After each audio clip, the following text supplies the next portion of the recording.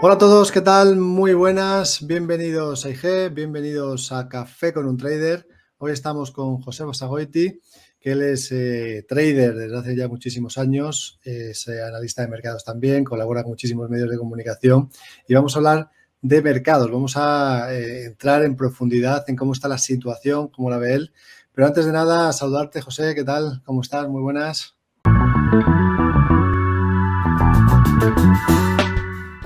Antes de entrar de lleno en profundidad, si te parece, la primera pregunta que suelo hacer en estos cafés es ¿quién es nuestro invitado? ¿No? En este caso, ¿quién es José Basagoiti? Y ¿desde cuándo te dedicas a esto de los mercados? Bueno, pues yo, mira, llevo ya más de 10 años en estos mercados financieros, tiempo completo, empecé trabajando para empresa privada.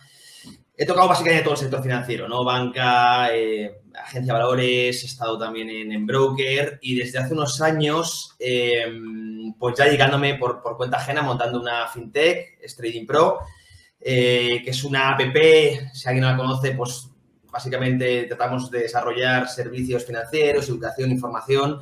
Es un medio también muy potente, que estamos haciendo una comunidad en nivel hispanohablante, creo que bastante atractiva y, por supuesto, a todo el mundo que se pase por aquí le invito a conocerlos gratis, es abierta, no cuesta nada.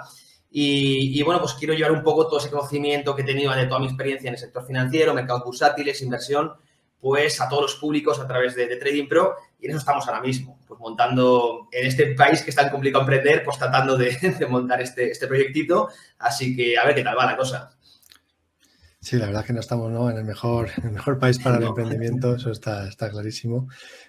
Comparativamente, si nos vamos a...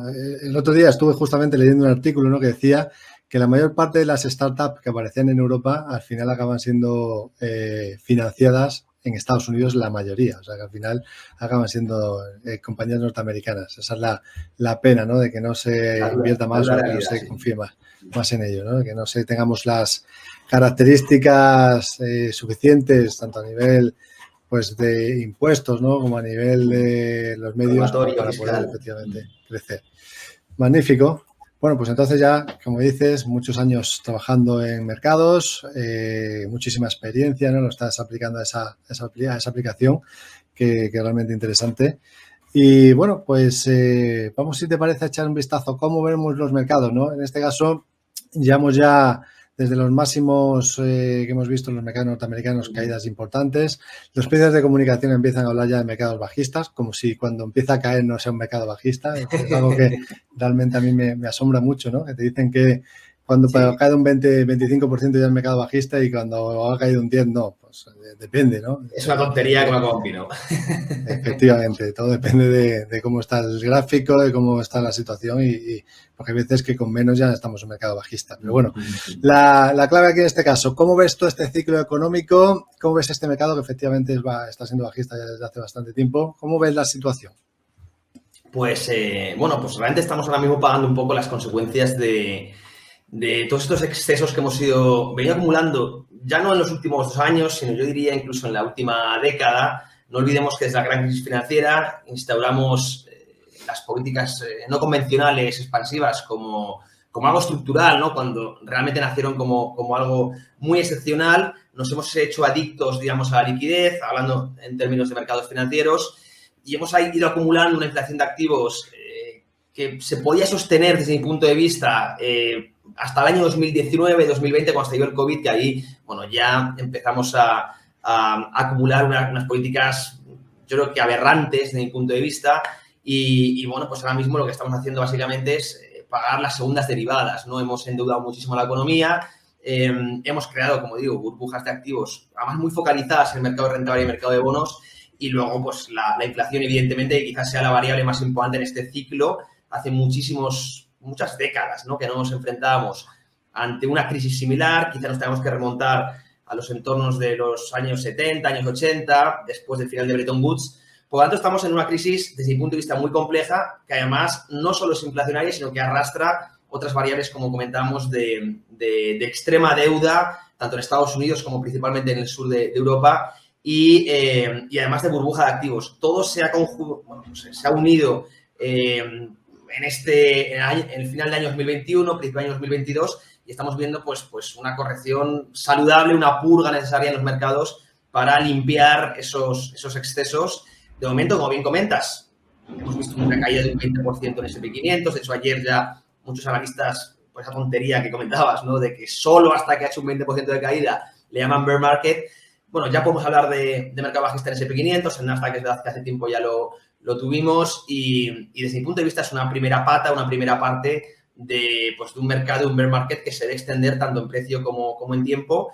Si miramos un poco estructuras técnicas, luego podemos entrar si quieres un poco en ello, pero desde lo fundamental también, seguimos a unos múltiplos bastante fuera de la media en lo que se refiere sobre todo a empresas tecnológicas y, bueno, pues en general las bolsas siguen mostrando, desde mi punto de vista, necesidad de limpiar, como digo, pues parte de esa tendencia y no sería nada raro asistir a caídas similares a lo que vimos en el año 2008, porque la recesión, desde mi punto de vista, incluso tiene algún factor más peligroso. Por ejemplo, en Europa, creo que el euro se enfrenta a una situación bastante más compleja que en la crisis periférica, cuando ya nos rescataron desde el norte de Europa, no lo olvidemos, Grecia fue rescatada y España e Italia en la sombra también fueron rescatados y ahora mismo veremos, una vez vale, pero 2, 3, desde mi punto de vista acabará la paciencia de los famosos países frugales y aquí los que hemos sido indisciplinados y lo seguimos siendo y lo seguiremos siendo, pues en algún momento tendremos que pegarnos un tortazo, pagar las consecuencias y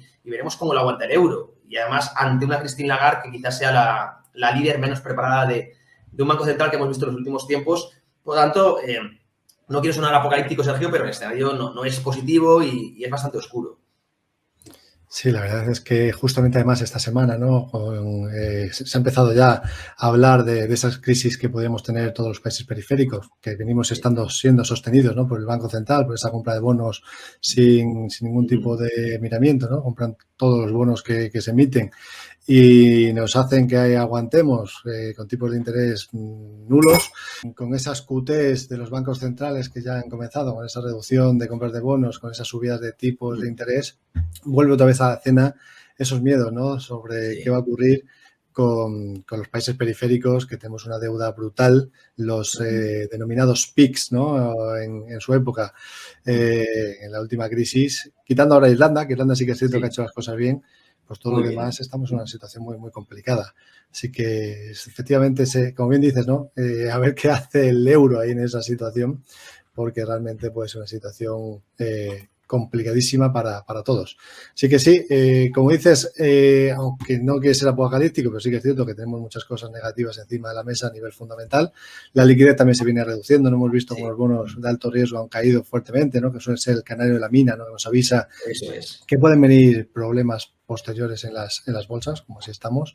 Y ahora, efectivamente, pues la siguiente cuestión que a mí me gustaría preguntarte es, en este entorno, donde sí que es cierto que cuando todo iba bien, la gestión pasiva pues ha funcionado muy bien, todo el mundo se indexaba en índices, se metían ETFs y lo dejaba correr.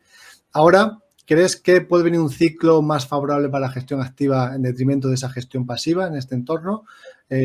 ¿O vamos a seguir con la misma situación que teníamos hasta ahora? Pues efectivamente creo que podemos estar ante una próxima década donde evidentemente los rendimientos van a ser o se esperan que sean mucho más bajos de los que hemos tenido en la década pasada, que ha sido espectacular y como decimos, ha sido espectacular porque se ha apoyado en este, digámoslo, crecimiento artificial, ¿no? En este baño de liquidez que evidentemente no podría ser eterno. La banca central, al no aparecer inicialmente inflación, pensaba que era una droga, como llamo yo, benigna y que se podía aplicar ad infinitum, ¿no? De forma eterna, pero estamos viendo que no, que efectivamente ya no solo la inflación, sino que iba dejando distorsiones en los mercados y además una zombificación de la economía creo que bastante importante, ¿no? Ante eso creo que esta exageración de políticas expansivas no se van a poder repetir, por lo menos en la misma magnitud, y creo que los múltiplos a los que han llevado los mercados tienen que corregir, ya no en precio, como estamos viendo ahora, sino en tiempo, ¿no? Por lo tanto, creo que vamos a ver lo que Ray Dalio, por ejemplo, llama una década perdida, una década donde además podamos ver cierta lateralidad en los mercados, por lo tanto, estrategias indexadas, estrategias pasivas, pueden pasarlo mal. Otra cosa es que tengas una escala temporal, ya no a 10 años, sino a 20, 30, que en ese caso es otra historia.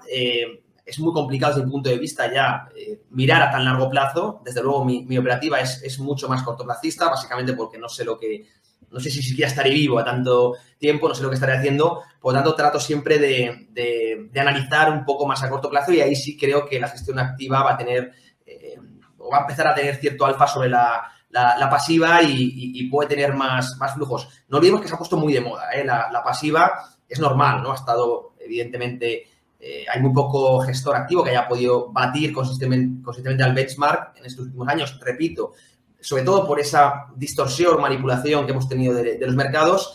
Y como digo, creo que va a cambiar un poco la perspectiva y, desde luego, yo que siempre diversifico un poco entre unas estrategias que tengo de largo plazo, indexadas, y estrategias activas o más de trading, ahora mismo estoy ponderando mucho más la segunda cartera, donde el stock picking, incluso análisis técnico, desde mi punto de vista, pueden favorecer mucho más, ¿no?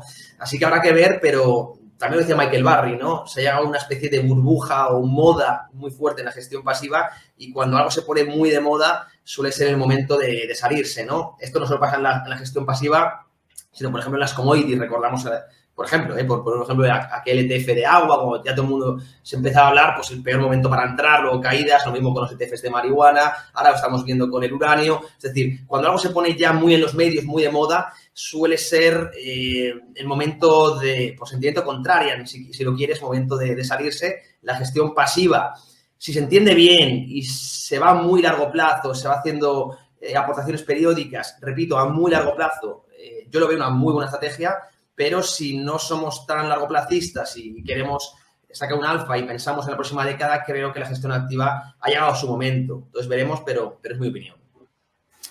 Además ha sido también muy interesante, José, ¿no? En este tiempo en el que pues casi que no hace falta hacer coberturas, ¿no? Porque cualquier corrección anterior en esos mares de liquidez eran oportunidades de compra. La gente lo único que hacía era esperar a que corrigiese, se metía el largo y sin problema. Pero sí que es cierto que ahora, ¿no? En este entorno más, como bien dices, que puede ser lateral o bajista, en la zona en la que estamos, quizás las partes de la cobertura, incluso las posiciones bajistas, empiezan a generar mucho, pueden generar realmente pues esa diferencia, ¿no? Con respecto a lo que es el mercado normal y ese aumento de rentabilidad que uno puede obtener, con lo cual coincido contigo también en que ahora hay que ser más activo, efectivamente. Estamos viendo, pues hace ya varios meses, como el único sector que está tirando de manera positiva ha sido el energético, ¿no? En este entorno de subidas de los precios del petróleo. Y los demás, pues han sufrido mucho, con lo cual, efectivamente, el stock picking ahí ha sido muy importante y, como bien dices, puede seguir siéndolo. Así que, bueno, gestión activa y vamos a ponernos manos a la obra a ello, ¿no? Que eso es lo importante. Otra pregunta importante que me gustaría hacerte. Hemos visto a los bancos centrales cómo durante todo el año pasado y las últimas reuniones de política monetaria decían, sobre todo pues hace varias reuniones, que la inflación iba a ser transitoria, que rápidamente la iban a poder controlar, que no iba a hacer ni siquiera falta subir los tipos de interés. Y lo que está claro es que los bancos centrales se han vuelto a equivocar, ¿no? ¿Cómo lo ves tú? No sé si que consideras que efectivamente estamos en una inflación que se pueda mantener o que la podamos controlar, o si vamos a mantener esos precios altos de manera estructural durante mucho tiempo. ¿Cuál es tu previsión? Pues efectivamente, el error de política monetaria y de expectativas ha sido horrible, de parte de los bancos centrales y otras instituciones, pues como el Banco Mundial, el FMI, la OCDE, pues se han equivocado en todas las predicciones que han hecho, ¿no? En todas. Y bueno, lo que comentas, si vamos a asistir a una década también, por hablar en números redondos, inflacionaria, no, yo creo que sí. No evidentemente a estos niveles, estamos quizás en unos rangos insostenibles, ¿no? Hablamos países bálticos incluso por encima del 20%, pues Holanda por encima del 10%, Alemania, España cerca del 10%, Estados Unidos también cerca del 10%. Evidentemente esto no es sostenible, genera problemas sociales y tratarán de enfriarlo un poco, ¿no? Pero sí creo que buscarán de alguna manera, en promedio, hablando en promedio, sí tener una inflación ligeramente por encima de la media. Recordemos que el objetivo es ese 2%, pues no me extrañaría tener una próxima década en los entornos de 3,5%, básicamente para que puedan diluir en términos reales la deuda tan brutal que han acometido. No olvidemos que Estados Unidos ha llegado en torno al 130% de deuda sobre PIB, como comentabas antes, Sergio, los países del sur de Europa, pues más de lo mismo, y por lo general cuando llegan a estos niveles suelen hacer esto, ¿no? De cara al público hablan de que quieren controlar la inflación, de que es el objetivo número uno, pero en la sombra realmente les viene muy bien, ¿no? Entonces van jugando en ese equilibrio de mantengamos a la sociedad, entre comillas, calmada, mientras tratamos de establecer una inflación por encima de la media que diluya en términos reales la deuda. Yo creo que van a buscar eso, jugando con ese equilibrio, que no es nada fácil y el papel de los banqueros centrales va a ser muy complicado para tratar, insisto, de este reto sin enfadar a la población y sin matar gobiernos, que es muy complicado, pero evidentemente creo que es su objetivo, creo que es lo que necesitan, si no veremos pues, problemas de solvencia en los estados, que sí que es muy, muy complicado, ¿no? Los factores que han provocado esto, muchos hablan de, ahora le echan la culpa a Putin, evidentemente, siempre encuentran chivos expiatorios, ¿verdad? Primero decían que no existía, luego que era pasajero, ya ha salido, creo que hace una semana, Yellen pidiendo perdón en abierto, ¿no? Disculpas, que esto no se suele ver, por haberse equivocado rotundamente en ese pues, discurso de transitoriedad, ¿no? Que confundió mucho a los mercados, ahora por fin lo reconocen, dicen que es un problema. Mucha culpa la tienen ellos, no sé. Esa cierta parte de la culpa, entre comillas, al lado de la oferta, es verdad que ha habido cuellos de botella, pero esos cuellos de botella, esa falta de elasticidad de la oferta, realmente viene en muchos casos provocada por ese aumento tremendo de la demanda agregada al calor sobre todo del gasto público tremendo que hemos tenido, monetizado por la banca central, ese déficit tremendo que estamos viendo en prácticamente todos los países y que no ha parado a tiempo. Ha entrado mucho dinero contante y sonante, no hablamos de reservas bancarias, sino dinero contante y sonante en la economía y se ha topado con una oferta inelástica, por lo tanto, muchas unidades monetarias persiguiendo unos bienes que no crecen al mismo ritmo, pues evidentemente generan inflación, ¿no? Sin embargo, no acabamos de escuchar desde ningún organismo público esa explicación, ¿no? Ahora mismo estamos empobreciéndonos de una manera brutal la sociedad, los salarios están creciendo en términos nominales por detrás de la inflación, es decir, en términos reales estamos perdiendo poder adquisitivo, los ahorradores en divisa más de lo mismo, y esto, Sergio, ya nadie nos lo va a devolver, porque en 2021 ya tuvimos inflación, 2022 cerraremos también con alta inflación, esto se va acumulando y o bien tenemos una deflación en próximos años de la misma magnitud que esta inflación o esa merma de poder adquisitivo nadie nos lo va a devolver. Y eso es prácticamente imposible asistir a inflaciones de ese nivel. Por lo tanto, es una extracción de capital, creo que provocada, digamos, desde los planificadores centrales, que ya nadie nos lo va a devolver y al final se resume todo en que somos los contribuyentes, la sociedad, la que acaba pagando el plato y al final acaba siendo castigada por la extrema deuda que han acometido los estados. Lo de siempre, ¿no? Pagamos justo por pecadores los errores de los de arriba. Así ha funcionado esto y, por desgracia, creo que aún nos queda un tiempo pues, sufriendo esta merma. Y un último consejo que doy es que en esta situación el coste de no estar invertido es más alto que nunca. Por lo tanto, ahora mismo el coste de estar bien invertido, diría yo, ¿no? Porque el dinero en depósitos, el dinero bajo el colchón, como quien dice coloquialmente, va a estar perdiendo de forma progresiva, la prima por liquidez es muy alta, por lo tanto tenemos que estar invertidos para protegernos frente a esa inflación. Ahora la gran pregunta es ¿dónde invertimos? ¿No? Pues eso es lo que hemos comentado, una gestión activa bien analizada, gestión de la energía da un muy buen rendimiento, el dólar también, esto cambiará evidentemente y habrá que ir buscando pues y analizando las buenas oportunidades de mercado para protegernos frente a esa extracción tremenda de riqueza que estamos viviendo. Que en este entorno tan complicado, ¿no? En el que la inflación está elevada durante mucho tiempo, en el que estamos perdiendo poder adquisitivo día a día, ¿no? En el que realmente pues es casi obligatorio, ¿no? Tener que buscar rentabilidades para poder mantener nuestro poder adquisitivo de una manera activa. Y la gran pregunta es, porque es cierto que muchos inversores están pensando, sí, efectivamente yo quiero invertir, necesito invertir porque estoy perdiendo poder adquisitivo, pero en este entorno tan difícil, muchos quizás pues estén ahora en un momento en el que digan, pues es que estoy incluso perdiendo dinero en bolsa adicionalmente a la inflación que ya estoy perdiendo, ¿no? Entonces, ¿cuál sería la idea? Yo, en tu caso, en este momento en concreto, José, la pregunta sería la siguiente.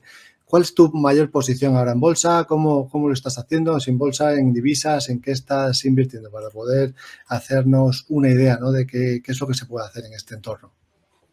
Pues yo ahora mismo estoy, fíjate, he liquidado toda la renta variable largoplacista y cortoplacista que tenía en Occidente, Estados Unidos y Europa, estoy rotando a China China ahora mismo está en un ciclo, digamos, opuesto a lo que está Occidente, ¿no? Tiene una economía bastante fría, no tiene problemas de inflación y tenemos a un gobierno y al Banco Popular de China arrancando políticas de estímulo, ¿no? De hecho, han sacado ya 50 medidas, incluso han bajado el coeficiente legal de caja a los bancos para que extiendan el crédito. Es decir, es lo que yo siempre llamo la operativa o la estrategia contracíclica. Están en un momento de una economía muy fría, pero con las famosas traes de reflación, empezando ya a estimularla. Creo que es el momento, insisto, me puedo equivocar, evidentemente, ¿no? Pero, por supuesto, yo ahora empiezo a rotar parte de la renta variable de activos de riesgo a China, tanto a través de ETF como acciones sueltas, por ejemplo, en BABA. Ahora tengo una posición bastante fuerte, NIO, Expen, el ETF de alta innovación. Ahí tengo parte dentro de la parte de activos de riesgo, una posición muy fuerte ahora mismo en oro. Sé que ha recibido muchas críticas el oro porque en este contexto inflacionario y de tipos reales negativos no haya tenido mejor rendimiento. Pero si lo comparamos con el euro, es verdad que sí lleva en términos interanuales pues prácticamente un 10% de revalorización. Es verdad que con el dólar se ha quedado muy plano. Pero es que con el oro realmente yo no busco, por lo general, especular de una manera pues muy agresiva, ¿no? Busco mantener el poder adquisitivo y eso incluso revalorizar de una manera suave y eso lo estoy consiguiendo, ¿no? Ahora mismo tengo una posición bastante fuerte porque creo que si la inflación persiste y los tipos de interés reales al final los acaben moderando y se vuelvan de nuevo a negativo, creo que va a ser un contexto muy positivo. De hecho, yo tengo unos imanes técnicos por arriba, unos tornos de $2.300. Estamos ahora cotizando en los niveles de 1.850, si no me equivoco, así que el margen de subida, desde mi punto de vista, es bastante atractivo. Ahí tengo, diría yo, que de las posiciones más fuertes, la concentrada, la posición más fuerte ahora mismo en el oro, ¿no? La figura técnica con Theory es muy interesante. E insisto, mi objetivo claro, y lo digo aquí abiertamente, son esos, los $2.200, $1.300 por onza, ¿no? Criptomonedas estoy fuera, el ciclo no es nada bueno. Muchos me lo preguntan, oye, ¿cuándo acabará esta masacre, ¿no? Que estamos viendo en el ecosistema de cripto? Y esto es lo que comento, ¿no? Al igual que lo decíamos con bolsas estadounidenses, es que el ciclo económico, realmente las distorsiones se suelen producir por factores macro, ¿no? Y el ciclo ahora económico no es nada bueno para activos de riesgo. Yo aún pienso que este bear market, aunque tenga rebotes fuertes alcistas, eso nadie lo duda, pero mirando un poco en radiografía de largo plazo, creo que le queda bastante por caminar, tanto en precio como en tiempo. Por ahora, de momento estoy fuera, criptomonedas y renta variable. Y luego en el dólar, evidentemente, ha sido el gran hedge, como quien dice. Y yo luego, bueno, pues como bien sabrás, soy trader y luego tengo pues unas carteras, unos portfolios donde hago pues estrategias totalmente descorrelacionadas por puro técnico, donde pues entro largo, entro corto y voy operando pues patrones, setups técnicos, ¿no? Entonces, un poco como tengo diversificado el portfolio y sobre todo pues dos claves, ¿no? Ahora mismo oro, rotación a China y pues ponderar un poco las estrategias de trading. Pues la verdad es que un repaso realmente completísimo, José. Nos has comentado cuál es tu visión, medio largo plazo, ¿no? ¿Qué piensas de la inflación? ¿Qué piensas también, ¿no? De hacia dónde hay que mirar, dónde hay que poner el foco, como bien dices, pues ese giro a China, ¿no? Y algo más defensivo en oro y un entorno complicado para Europa y para Estados Unidos. Así que realmente yo creo que un resumen muy, muy completo, que espero que sean de mucho interés para nuestros escuchantes, ¿no? A las personas que nos ven y nos escuchan a través del podcast y a través de los vídeos del canal de YouTube de IG España. Y nada, me gustaría simplemente para poder terminar, preguntarte dónde te podemos seguir, dónde te podemos encontrar. Has comentado la aplicación, no sé si alguna red social adicional, alguna página web en la que estés, ¿dónde te podemos ver? Pues en Twitter, que es la que más uso, que es @José_Basa, ¿vale? Ahí en Twitter, pues además voy colgando muchas estrategias y opiniones, me podéis leer y luego pues en tradingpro.app, pues ahí tenéis la web y desde ahí podéis llegar a la descarga de la app si es que es de vuestro interés. Y bueno, pues que me quiera seguir, ahí me puede encontrar.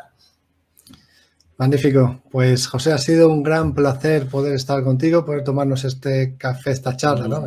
Realmente virtual, pero ya algún día nos la tomaremos como siempre suelo decir, a ver si es poco a poco ya pues nos vamos acercando más a tomar esos cafés presenciales, que es lo suyo. Ya es cierto que la pandemia pues ya ha pasado, ¿no? Ya se acabó, y aprovechar eso para poder tomarnos esos cafés en persona. Así que nada, muchísimas gracias y espero verte pronto. Te mando un fortísimo abrazo, Sergio, y a toda la comunidad de España. Buena tarde.